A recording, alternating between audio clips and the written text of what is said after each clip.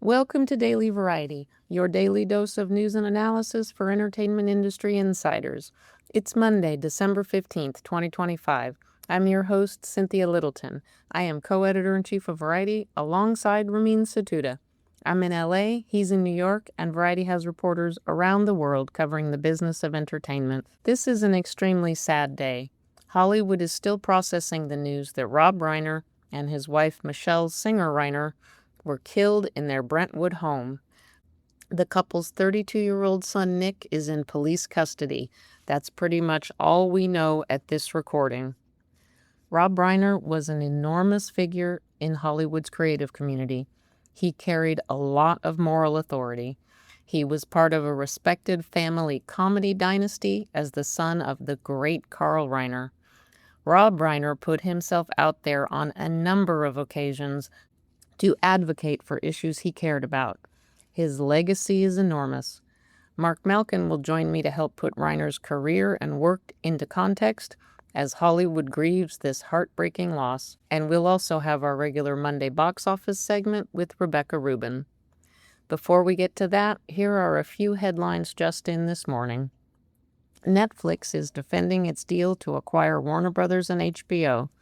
Leaders of the streaming giant are clearly getting tired of reading statements about how this deal will destroy the fabric of the entertainment business. In a memo to employees, co-CEOs Ted Sarandos and Greg Peters write, quote, "We are strengthening one of Hollywood's most iconic studios, supporting jobs, and ensuring a healthy future for film and TV production," end quote. Netflix has also hired Danny Dudek as Chief Communications Officer. She comes from Instacart, and she has also worked for Zynga and MySpace. Showrunner Darren Star is now a Legion of Honor Medal awardee in France. The Emily in Paris creator got the nod from the French President Emmanuel Macron in Paris on Monday. All of these stories and so much more can be found on Variety.com right now. Now we turn to conversations with Variety journalists about news and trends in show business. Mark Malkin, Variety's senior events and culture editor, covered Rob Reiner for decades. He joins me now to pay tribute to this force in entertainment and the civic life of California. Mark Malkin, thank you for joining me. You got it. This is a sad morning, and I cannot believe what we're seeing, what is unfolding here. It's just unbelievably sad. This is beyond sad. It's beyond comprehension. When you think about Rob Reiner in Hollywood, in the cultural zeitgeist, this is a man who was so beloved. You never heard anyone say anything negative about Rob Reiner. This was a guy who always had a smile on his face. On red carpets, he shook your hand. He looked you in the eyes. This is someone who is so down to earth, but such a huge cultural force. I can't stress enough, as a big personality and a presence in our business, he was enormous. He had physical stature. He kind of had the moral authority. Once you start on All in the Family in the 1970s, you could pretty much strut around Hollywood as somebody who'd really, really made a mark. And then he goes on, as others have mentioned, this incredible run of movies that literally define the generation, from Spinal Tap to A Few Good Men to movies later that weren't as successful. As we speak here Monday morning, there is a human story here, and there is an unfolding crime story.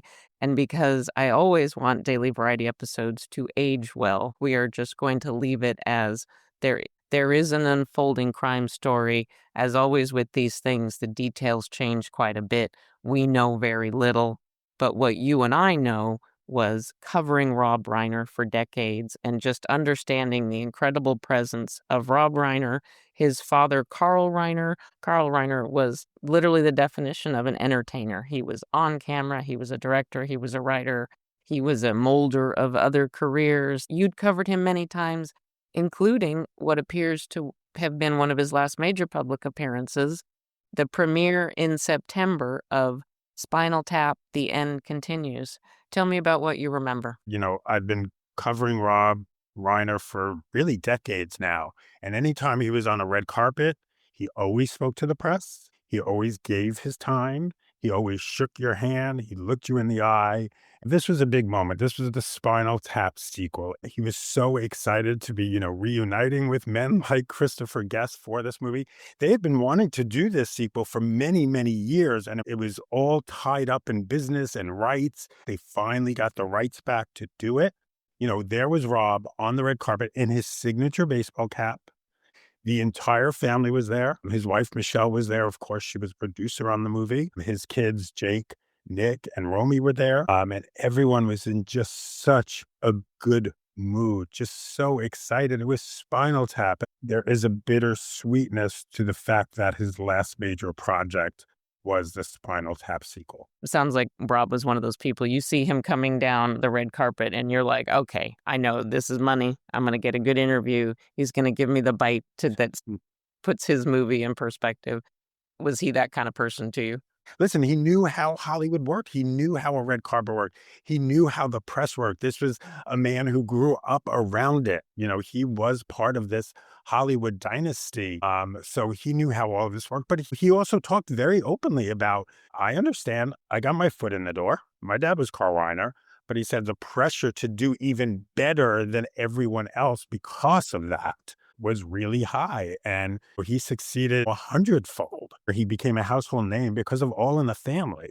This was a show that tackled issues that no other show ever tackled before in such a incredible way, with obviously Archie Bunker, the conservative, and then you had Rob Reiner, the meathead, and having conversations about these issues.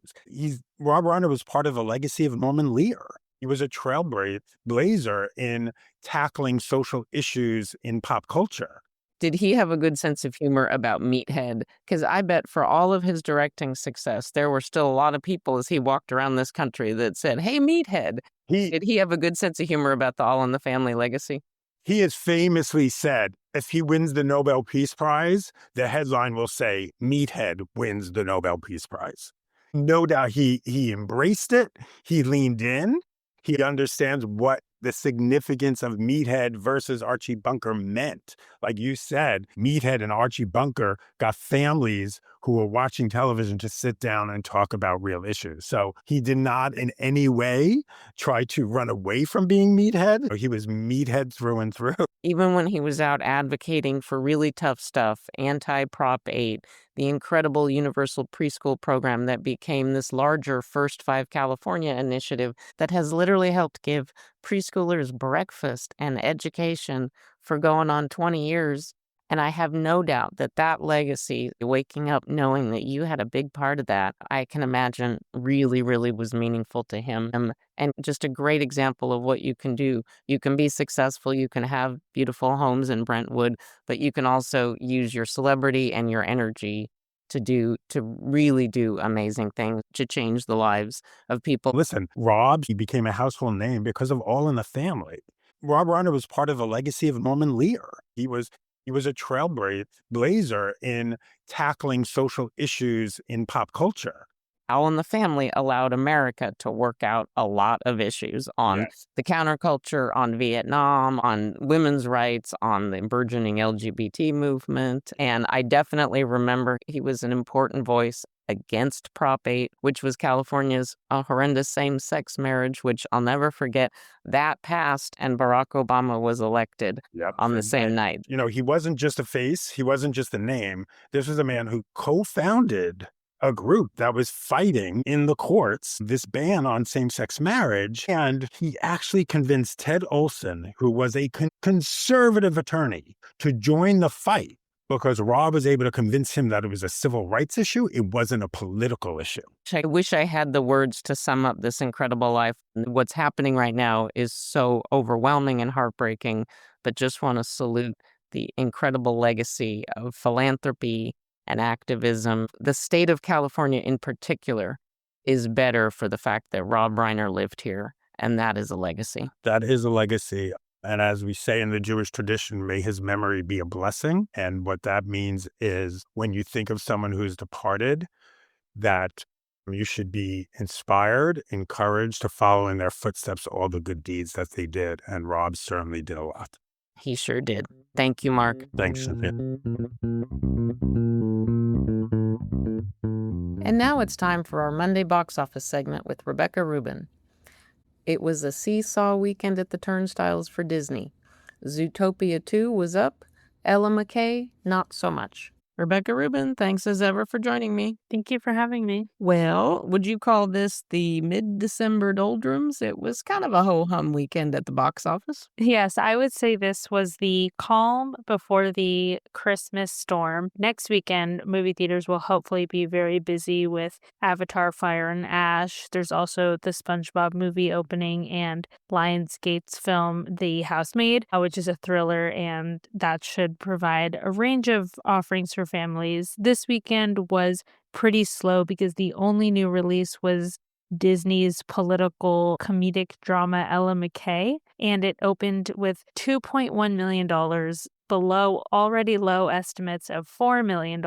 And with this opening, it's one of the worst debuts for Disney in modern times. So it's surprising all around, really, that Disney released a movie like this because it's just very much out of their wheelhouse these days. They, of course, have really focused on the big franchise fare. And so to me, the question is, where did this movie even come from on Disney's slate? From filmmaker James L. Brooks, who that great mix of comedy and heart and drama, like in his hands, Terms of Endearment, As Good as It Gets, The Mary Tyler Moore Show, Taxi, The Simpsons, an incredible filmmaker. With the disclosure, I have not seen this movie. It did seem sort of a mismatch for the times. Do you think the studio knew that? Well, to your point, this movie feels very mismatched even with that because it's set in 2008. It's this idealistic feel-good film about a young girl who becomes her state's governor after her boss takes a position in the Obama administration. And again, it just feels like, who is this movie for? And I'm sure Disney was not surprised. There was a little surge of interest in the film. There was something called the Ella McKay Challenge. People were posting on social media trying to recreate the poster for the film where Ella is standing up and grabbing her foot.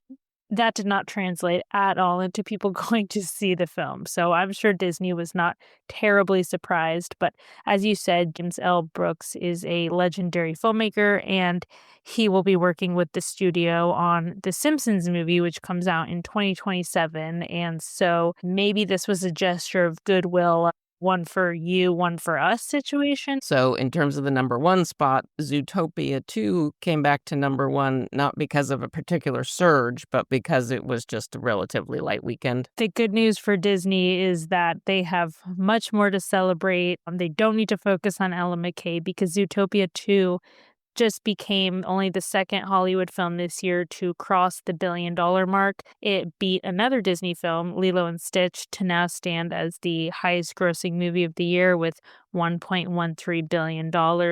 And they have, of course, Tar 3 to end the year. And it definitely eliminates the sweet spot of the studio, which really has been these animated family films. And that's really what largely has been driving their success this year. The interesting surprise to me, Rebecca, in your report is Hamnet. This is, by definition, an art house movie. Chloe Zhao. It got absolutely white-hot reviews coming out of the fall festivals. Jessie Buckley is on everybody's lips for a Best Actress Oscar. Little Hamnet from Focus Features seemed to punch above its weight. It does seem like this is one of the few art house movies that is resonating. And to your point, I think that's a big part of that is because it was so rapturously received on the festival circuit.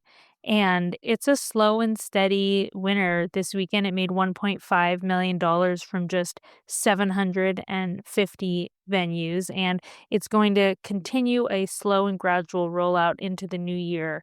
A lot of films recently have actually unsuccessfully deployed a platform release like this, and they really only work when word of mouth is exceptional. And even though this is a very sad, heart-wrenching movie, it is not a feel-good film. People feel compelled to go see it in theaters, and that directly just speaks to the word of mouth, the quality of the film. And so far, it has made $7 million while just playing in limited release. It hasn't gone nationwide yet.